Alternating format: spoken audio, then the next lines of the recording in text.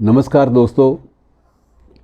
आज मैं आपके सामने एक ऐसे अहम सवाल को उठाना चाहता हूँ जिसका ताल्लुक़ हमारी रोज़मर्रा ज़िंदगी से भी रहा है और सही मानों में ये अगर कहा जाए कि जो हमारी सभ्यता है, तहज़ीब है, संस्कृति है, कल्चर है, ये भी एक प्रकार से जैसे आप बाकी मानों में इंडस्ट्री के बारे में आर्थिक उसका पक्ष देखते हैं, वैसे इनका भी अपना एक आर्थिक पक्ष है।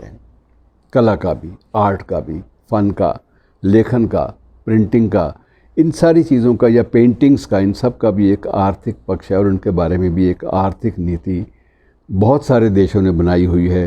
लेकिन हमारे देश में अभी तक आर्थिक नीति का जो मापदंड है वो सही स्पष्ट नहीं हो पाया।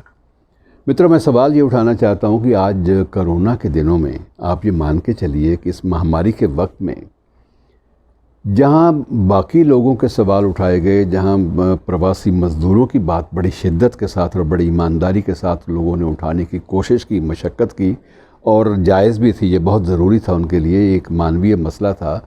और जहाँ अन्य छोटे छोटे दुकानदारों से लेकर रेस्टोरेंट चलाने वालों और फड़ी लगाने वालों तक को हमने अपने नोटिस में लिया और उनकी ज़िंदगी के बारे में भी अपनी भूमिका जो है वो तय करने की तरफ हमने सोचा, गंभीरता से विचार किया।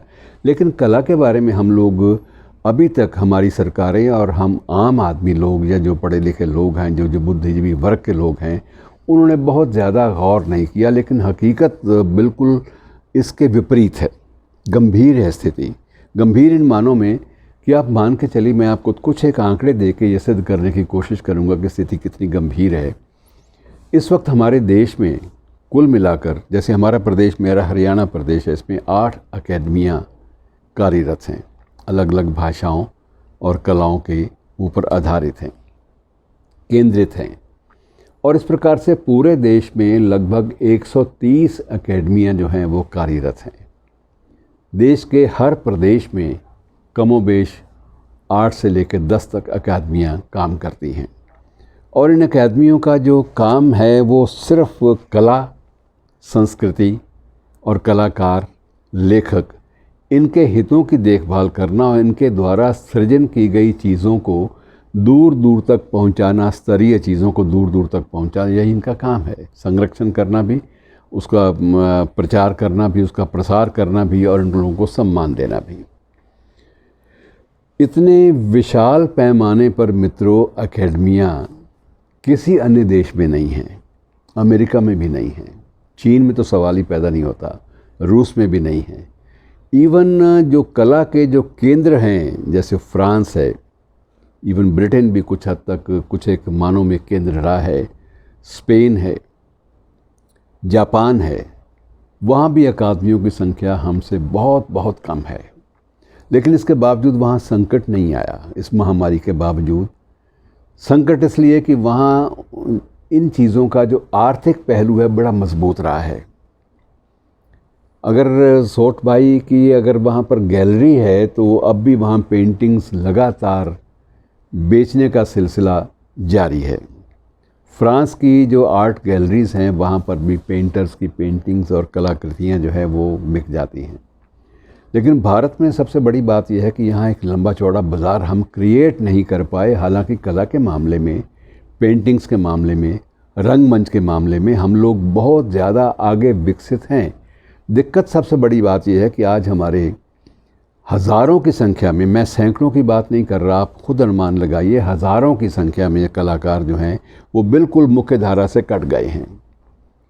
उन लोगों का दारोमदार पूरा का पूरा जो एक गुजारा था, गुज़र औकात थी या कुछ करने की क्षमता थी, सृजन की क्षमता थी, नाट्य मंचन की क्षमता थी, वो सारी की सारी इसी बात पर निर्भर थी कि समाज एक खुला समाज है और उसमें सब कुछ खुला है और उसमें ऑडियंस मिल जाती है, श्रोता मिल जाता है, दर्शक मिल जाता है। एक मुशायरे के लिए श्रोता मिल जाएं और एक नाट्य मंचन के लिए अगर दर्शक मिल जाते हैं तो ये एक बहुत बड़ी बात होती है। और मित्रों, उसी के बूते पर हमारे देश में रंगमंच भी बेहद समृद्ध रहा, परंपरा, उसकी विरासत बड़ी समृद्ध रही।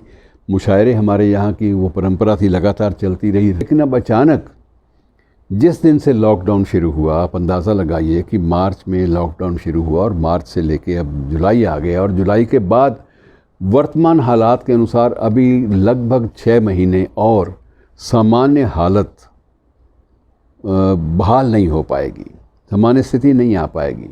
आप ये मान के चलिए कि जो कुछ पहले 4 महीनों में नहीं हो पाया वो आगे भी 6 महीनों में नहीं हो सकेगा। 6 महीने आप ये मान के चलिए, ना कोई मुशायरा होगा, ना कोई बड़े स्तर का सेमिनार होगा, ना क्लासिकल म्यूज़िक का कार्यक्रम कोई हो पाएगा, ना कोई नाटक रंगमंच सक्रिय हो पाएंगे, ना ही कोई नाटक की किसी नाटक की प्रस्तुति हो पाएगी।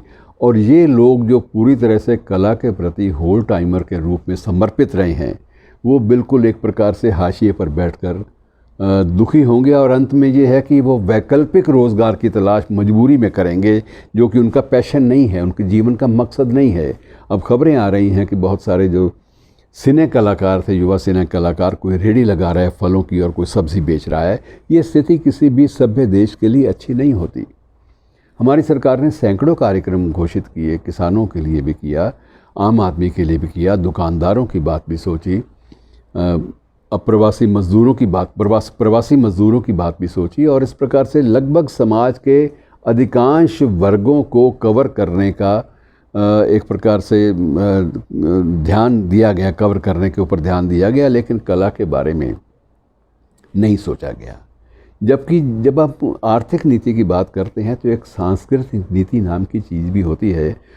कला की भी एक, उसके बारे में एक आर्थिकता का प्रश्न जो है बहुत सामने आता है, और हमने बहुत सारी चीज़ें बिना तय किए आधे अधूरे मन से एक तरफ सरका दी कि इन चीज़ों का कोई आज महत्व नहीं है। लेकिन वस्तुस्थिति ये है कि इन चीज़ों को अगर हमने और 6 महीने हाशिए पर फेंक दिया, हमने कुछ भी ना किया, तो होगा क्या कि हम लोग जो सभ्यता, संस्कृति और कला के क्षेत्र में बहुत विकसित हो गए थे, वो एकाएक सारा कुछ मामला ठप हो जाएगा। और 6 माह के बाद भी अगर ईश्वर ने चाहा, प्रकृति ने चाहा, नेचर ने चाहा और हालात ने इजाज़त दी, अगर कार्यक्रम थोड़े बहुत बहाल होने शुरू भी हो गए, स्थिति सामान्य भी हो गई, तो इन लोगों को नए सिरे से अपनी मानसिकता को उसी तरह से तैयार करने में भी बड़ा लंबा वक्त लगेगा। और इस लंबे वक्त में ये तय है कि बहुत सारी प्रतिभाएं हम खो चुके होंगे, बहुत सारी मेधावी शख्सियतें हाशिए पर चली जाएंगी, लोगों ने अपने विकल्प तलाश कर लिए होंगे।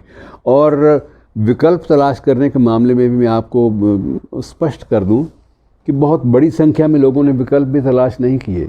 सभी कलाकार बाज़ारों में जाकर रेहड़ी फलों की लगाकर या सब्ज़ी लगाकर वो नहीं खड़े हो सकते।